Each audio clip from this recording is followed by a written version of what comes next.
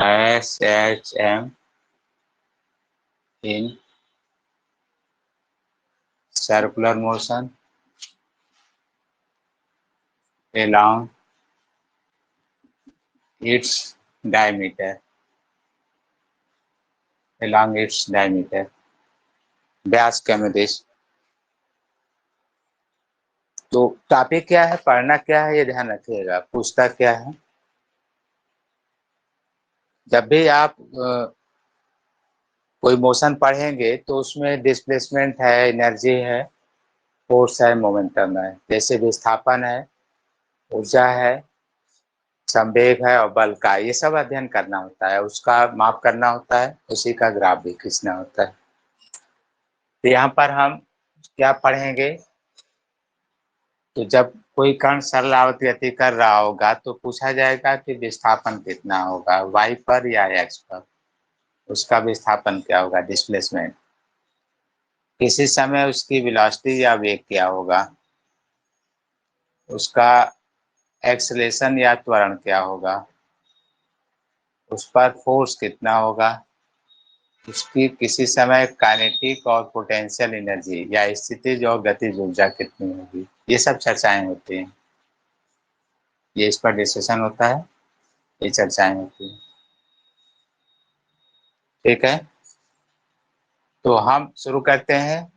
एक figure draw कर दे रहे हैं, उसको देखिएगा। जैसे आप मान लिया कि ये कोई सर्किल है, वृत्त है जो खींचा गया है, कोई सर्किल है इस तरह से, और ये इसका डायमीटर है, व्यास है। ये x पर है, ये y पर है। पहले भी बताया गया है इस तरह का। अब कोई कण, मान लीजिए यहाँ से वास्तविक कण है, वो वृत्त पर चल रहा है ऐसे, ये देखिए। तो इसका कोई परपेंडिकुलर बाइसेक्टर पॉइंट होगा जो यहाँ पर बाइसेक्ट कर रहा होगा। ये इसको आप और मूव करा दीजिए, यहाँ कहीं ये बाइसेक्ट कर रहा होगा, देखिए यहाँ पर आ गया। जबकि रियल पार्ट के लिए यहाँ पर है, ऐसे है। इसका शैडो ले लीजिए, परछाई ले लीजिए, या कोई एक लाइन खींचकर इसको कट कर दीजिए।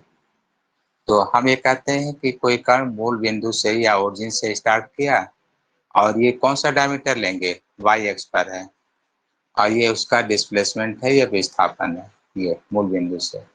जबकि रियल पार्ट के लिए ए से मान लीजिए बी पर गया है, बी पर इसकी कोई पोजीशन ज्वाइन कर दीजिए ऐसे। इसको हम लोग कोणीय विस्थापन या एंगुलर डिस्प्लेसमेंट कहते हैं, कोणीय विस्थापन। और ये ले लीजिए, इसका अल्टरनेट एंगल है। ओपी या ओ ए जो लिखा है, वो ए और ओ बी, ये वृत्त की त्रिज्या होगी। इसको रेडियस ऑफ सर्किल पढ़ते हैं, रेडियस ऑफ सर्किल या वृत्त की त्रिज्या, इसे हम ए से डिनोट कर रहे हैं। तो आपसे कहा जाता है कि जो विस्थापन हुआ है, अगर एक और आगे बढ़ाइए तो और ऊपर आएगा, यहाँ लाइए तो यहीं आ जाएगा, वापस लाइए तो नीचे आएगा, यहाँ लाइए तो मूल बिंदु पर आ गया। तो जब तक वास्तविक कण ए से ए डैश पर वृत्त की परिधि पर गति कर रहा है, तो उस समय इसका परपेंडिकुलर बाइसेक्टर पहले ऊपर गया है ऐसे, और फिर वापस होकर मूल बिंदु पर आ गया। जब ये नीचे चलेगा तो ये भी नीचे आएगा, जब ये वापस होगा तो ये भी वापस हो जाएगा। अर्थात काल्पनिक कण इस पर सरलावत गति करता है। कंडीशन क्या है कि मूल बिंदु से जो एक तरफ जा रहा है, मान लीजिए ये पी है, पी डैश है, तो जितना अप गया है वापस आया, फिर उतना ही डाउन आया है वापस आया, क्योंकि वृत्त की त्रिज्याएं बराबर होती हैं। तो आप ये विस्थापन निकालते हैं तो कई फॉर्मूले हैं। जैसे आप ट्रायंगल बनाए हैं तो जानते हैं कि किसी भी समकोण त्रिभुज में अगर आप निकालें, जैसे यहाँ साइन थीटा ले लीजिए, तो लंब बटे आधार है, ये लंब बटे कण, यहाँ पर कण क्या है, ओ भी है, तो परपेंडिकुलर अपान हाइपोटेन्यूज या y equal to A sine theta. तो ये विस्थापन हो गया, कहाँ से, ओरिजिन से, किसके अलावा, वाई एक्स के अलावा। तो आप एस एस एम किस पर देख रहे हैं, वाई एक्स पर देख रहे हैं। किसका है ये? व्यास है। किसका? सर्किल का है। तो जो सरलावत गति शुरू किए हैं, तो ये आप ध्यान दीजिएगा, वाई एक्सिस के अलांग है, वाई एक्सिस के अलांग है। और कहाँ से लिए हैं? मूल बिंदु से, फ्रॉम ओरिजिन, या मूल बिंदु से, मूल बिंदु से ये लिया गया है। तो अब आपने पहला टॉपिक पूरा किया है। अगर वाई एक्स पर है तो विस्थापन वाई पर चाहिए, displacement. The displacement from mean position along y-axis, along diameter, व्यास के अनुदिश। तो आप मान आ गया y equal to sin theta. तो एक आंसर आपको मिला, देख लीजिए। y एक्स के अनुदिश किसी समय आवर्त गति करते हुए कण का विस्थापन, y एक्स के अनुदिश किसी समय कण का विस्थापन, तो y इक्वल टू a sin थीटा। ये थीटा को आप हटा सकते हैं, क्योंकि एक्स एक्स से वो थीटा कोण घुमा है, किस कोणीय वेग से? मान लीजिए ओमेगा से घूम रहा है। तो आप जानते हैं कोणीय वेग बराबर कोणीय विस्थापन बटे समय अंतराल, या angular velocity equal to angular displacement upon time. Angular velocity angular displacement upon time. तो आप चाहें तो कोणीय विस्थापन को हटा दीजिए, तो ओमेगा टी, अर्थात y equal to A sine omega T. ये है y equal to A sine omega T.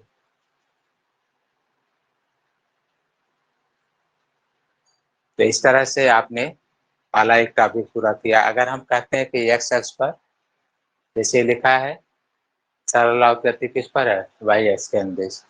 देखिए अब हम यहाँ शुरू करते हैं। कैसे? ऐसे देखिए, ये कोई सर्किल है। अब ये डायमीटर ले लीजिए, पार्टिकल को यहाँ से स्टार्ट करें, यहाँ से ऐसे कोई पार्टिकल इधर मूव कर रहा है, तो इसका परपेंडिकुलर देखिए यहाँ मूल बिंदु पर आ गया। अब ये पार्टिकल यहाँ पर आ गया ऐसे, तो इसका परपेंडिकुलर यहाँ आ गया। पार्टिकल यहाँ पर है तो परपेंडिकुलर भी यहीं पर है। पार्टिकल यहाँ कहीं आ गया तो इसका परपेंडिकुलर वापस हो गया। देखिए इधर चल रहा था, अब ये वापस होने लगा। पार्टिकल यहाँ पर है तो इसका परपेंडिकुलर मूल बिंदु पर आ गया। अर्थात कोई वास्तविक कण ए से अगर वो बी पहुंच रहा है, तो उसका काल्पनिक कण इधर चलना शुरू किया था, अब वापस होकर वो मूल बिंदु पर आ गया। अब ये बी से, मान लीजिए यहाँ इधर होते हुए सी मान लें इसको, फिर वो ए पर आएगा, तो वो इधर से चलना शुरू करेगा और वापस होकर यहाँ आ जाएगा। अर्थात वो मूल बिंदु से ऐसे सरलावत गति करेगा। तो जब इसमें इक्वेशन आपको बनाना होगा, इसमें तो जो साइन में है वो पास में आ जाएगा। तो अभी वाई एक्स पर था, अब नीचे आप लिख लीजिएगा एक्स एक्स के अनुदिश, एक्स एक्स के अनुदिश along x axis, x x के अनुदिश आवर्त गति करते हुए कण का विस्थापन,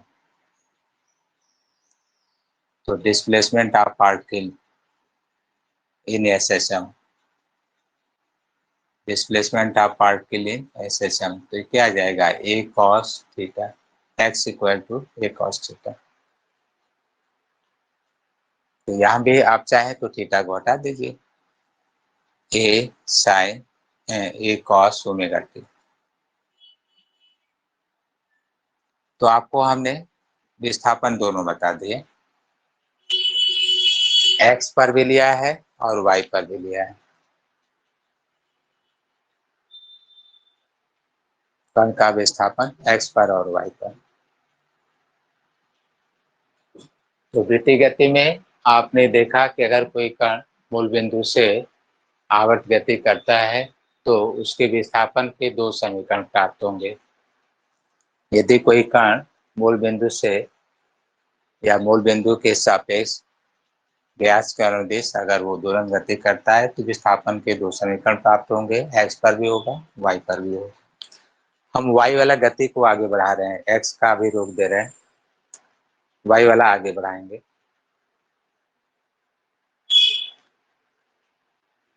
चलिए अब देखिए जो y आपने लिखा है विस्थापन का समीकरण, तो उसमें एक क्वेश्चन नोट कर लीजिए।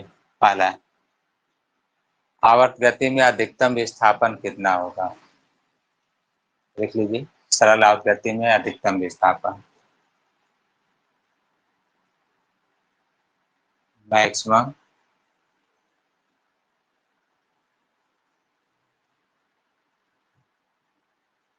इन SHM, सरल आवर्त गति में अधिकतम विस्थापन।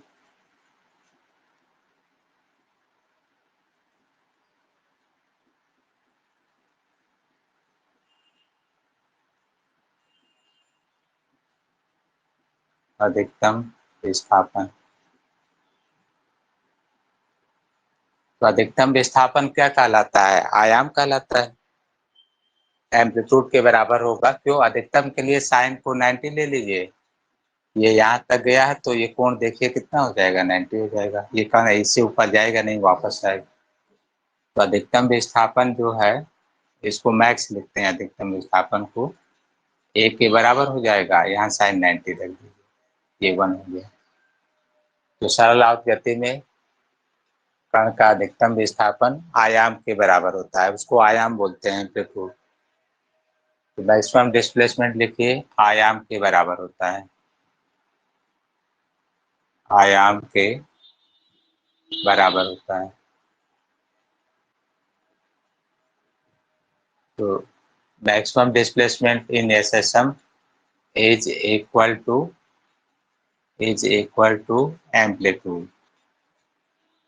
एम्पलीट्यूड, ये आयाम के बराबर होता है। तो एक प्रश्न आपका हो गया।